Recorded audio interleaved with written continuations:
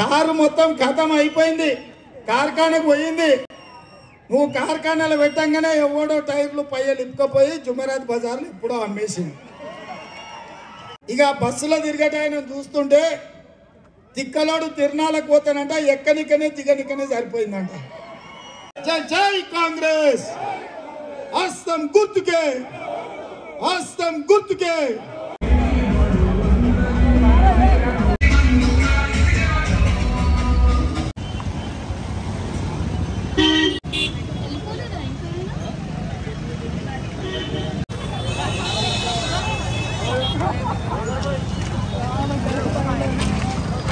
పోయిందంట, కారు లేదంట, ఆయన బస్సు వేసుకొని బయలుదేరి కొడుకు చెప్తున్నాడు, జర్ర కారు అనం చెడ్డది, కార్ఖానకు పోయింది, మళ్ళీ వస్తుందని. రాదు ఇంక అది కారు తూకం కింద అమ్మిండ్రు నాయన, ఇంకా మళ్ళీ మీ కారు రాదు. చంద్రశేఖరరావు బస్సులో తిరుగుతుంటే నిన్న మన మహబూబ్నగర్ పోయిండు, ఆ నుంచి నాగర్ కర్నూలు పోయిండు, గంతకంట ముందు పక్కనే సూర్యాపేట పోయిండు, మిర్యాలగూడెం పోయిండు, మన భువనగిరి వచ్చిండు. ఇక ఆయన ఎక్కనిక దిగనిక నలుగురు పట్టుకొని దించాల్సి వస్తుంది, 6 మంది పట్టి ఎక్కియాల్సి వస్తుంది. ఏం పొడిచినవా? 10 ఏళ్ళు ముఖ్యమంత్రి వేస్తే సచివాలయానికి రాకపోతే పోలీసులను పెట్టి మా మోకాళ్ళ మీద మా కాళ్ళ మీద కొట్టిపిస్తే, మా గద్దరన్న గల్వనికి వస్తే ఎర్రటెండ గేటు బయట 4 గంటలు కూర్చోబెడుతుంది. ఏ మోగం పెట్టుకొని ఇవాళ ఊర్లో తిరుగుతున్నాడు కేసీఆర్ అని నేను అడుగుతున్నా.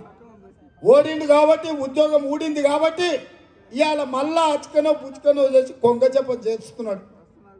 మీరు ఎక్కడైనా చూడండి, చెరువులలో ఒంటికాల మీద కళ్ళు పూసుకొని ఉంటుంది. ఎందుకంటే కొంగ జపం చేస్తుందని చేప పిల్లలు వస్తే కానీ లటక్కని మింగుదామని. ఇవాళ గట్లనే తెలంగాణ ప్రజల్ని మళ్ళోసారి మోసం చేయడానికి కొంగ బయలుదేరింది బస్సు వేసుకొని. ఈ కొంగ పట్ల కూడా అప్రమత్తంగా ఉండి ఈ కొంగ కోటేసినట్టే అది పరోక్షంగా బీజేపీకి వేసినట్టే. అందుకే మిత్రులారా, మీకు అందరు ఎవరైనా మీ సమస్యల్ని పరిష్కరించడానికి వచ్చిండ్రా? ఇవాళ నిలబడ్డ ఈటెల రాజేందర్ ఎన్నడైనా మన దగ్గరకు వచ్చి మీరు ఎట్లున్నారు ఎల్బీ నగర్లో మీ సమస్యల గురించి ఏమైనా మాట్లాడాలని ఆయన అడిగిండా? 9 ఏళ్ళు మంత్రిగా ఉన్నాడు, 7 ఏళ్ళు ఎమ్మెల్యేగా ఉన్నాడు. భారతీయ జనతా పార్టీ నాయకుడుగా నాకు అమిత్ షా, నరేంద్ర మోడీ తెలుసు అంటాడు. నీకెవరైనా తెలిసి ఉండొచ్చు రాజేందర్ గారు, మా ఎల్బీ నగర్కు ఏం చేసినావు, ఏం తీసుకొచ్చినావు, ఏం నిధులు ఇప్పించినావు అని నేను ఈరోజు అడుగుతున్నా. ఆయనలో 2021లో వరదలు వచ్చినప్పుడు మన ప్రాంతం ముఖ్యంగా మూసీ పరివాహక ప్రాంతం మొత్తం మూసీలో మునిగిపోయింది. ఆ రోజు బీజేపీ అధ్యక్షుడు అన్నాడు, బండి పోతే బండి ఇప్పిస్తా, గుండు పోతే గుండు ఇప్పిస్తా, లారీ పోతే లారీ ఇప్పిస్తా అన్నాడు. మునిగినోళ్లకు ఫ్రిడ్జ్లో, మంచాలో, టీవీలు పోతే, సైకిల్లో ఏమైనా కొట్టుకపోతే కనీసం అవి కూడా ఇప్పియలే. ఆయన చెప్పిండు, బండికి బండి, గుండుకు గుండు అని. బండి రాలే, గుండు రాలే, మళ్ళీ అరగుండు వచ్చి ఇప్పుడు మనల్ని ఓట్లు అడుగుతున్నాడు. మిత్రులారా, కిషన్ రెడ్డి గారు కేంద్ర మంత్రిగా ఉన్నాడు, కానీ మనకు నయా పైసా తీసుకురాలి.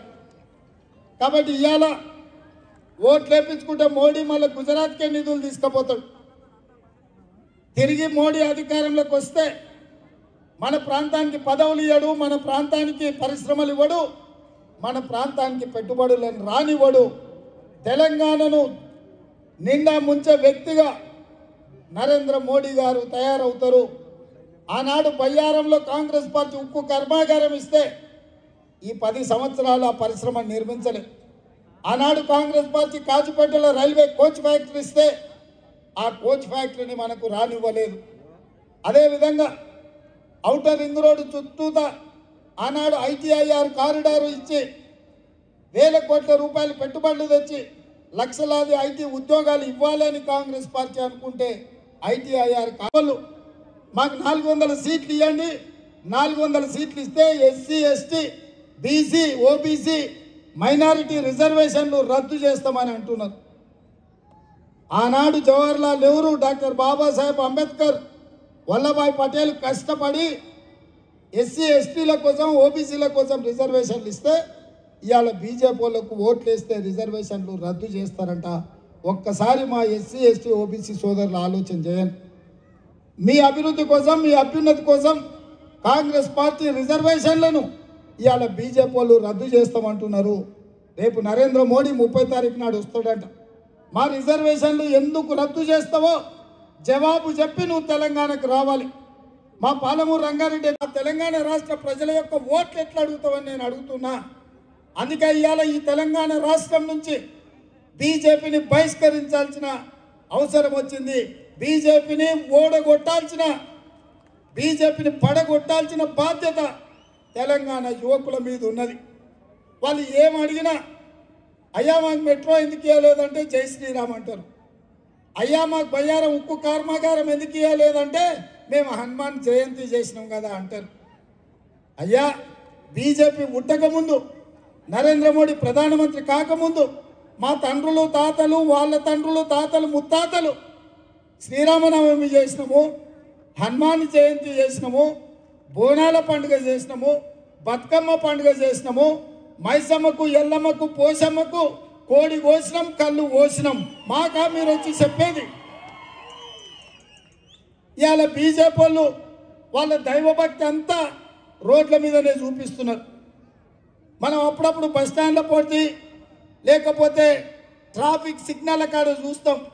ఒక పెద్ద స్తంభాలంలో దేవుడి బొమ్మ పెట్టి కొంతమంది అడుక్కుంటుంటారు. అయ్యా ఈ దేవుని చూసి, అయ్యప్ప స్వామిని చూసి మాకేమని ఇయ్యని. అట్లా బీజేపీ వాళ్ళు కూడా శ్రీరాముని చూసి మా కోట్లు వేయండి అని అడుక్కునే పరిస్థితి ఈరోజు వచ్చింది. అందుకే నేను బీజేపీ సోదరులకు నేను చెప్పదలుచుకున్నా, దేవుడు గుడిలో ఉండాలి, భక్తి గుండెల్లో ఉండాలి తప్ప దేవుడు గుడిలో ఉండాలి, భక్తి గుండెల్లో ఉండాలి. బస్ స్టాండ్లో పోడతా దేవుడు బొమ్మ పెట్టి బిచ్చమత్తు అడుక్కున్నట్టు దేవుడి పేరు మీద ఓట్లు అడుక్కోవడం మీకు తగదు. మీరు ప్రజలకు ఏం చేసిందో చెప్పుకుంటేనే ఓట్లు అడగాలి. ఇవాళ సిలిండర్ ఇస్తున్నాం. కేసీఆర్ మోడీ కలిసి 1200 చేస్తే ఇవాళ ఆడబిడ్డలకు 500 రూపాయలకే సిలిండర్ ఇస్తున్నాం. ఇంటూ కరెంటు చూస్తే కరెంటు షాక్ కొట్టినట్టు ఉండే. 200 యూనిట్లు పేదోళ్లకు ఉచితంగా కరెంట్ ఇచ్చి ఇవాళ పేదల్ని ఆదుకున్నాం.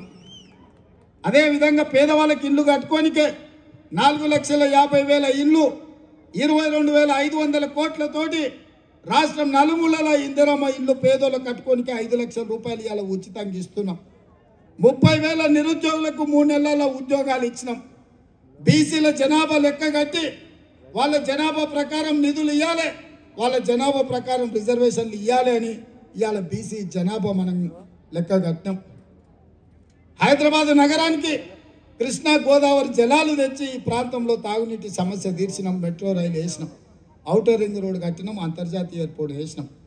ఇన్ని చేసిన మనం ఈసారి మన ప్రభుత్వం ఉంది, మన ప్రాంతాన్ని అభివృద్ధి చేసుకోవడానికి పూర్తిగా మనకు అవకాశం ఉంది.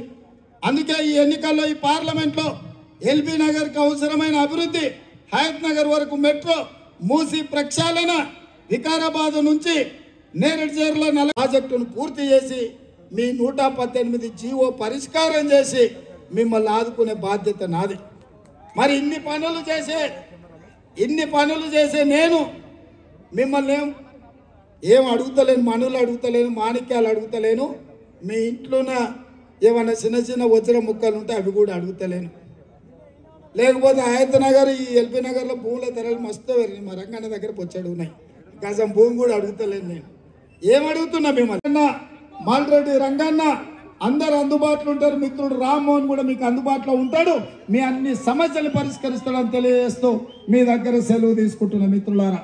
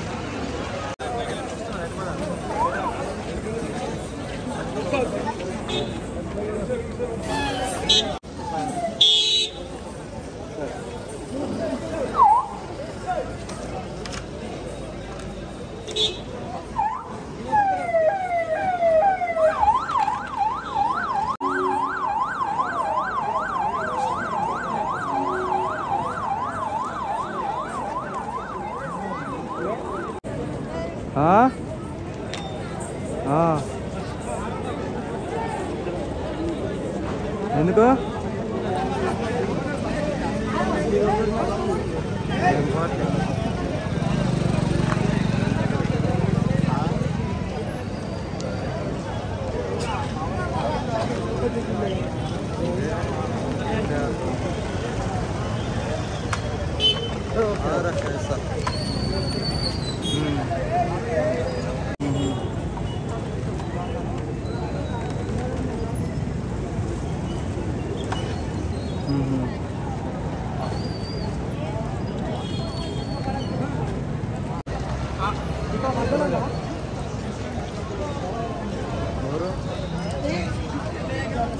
వేయండు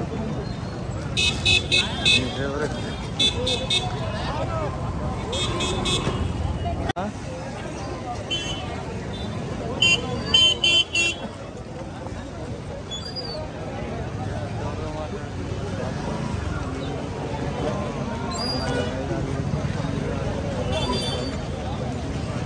ఎంత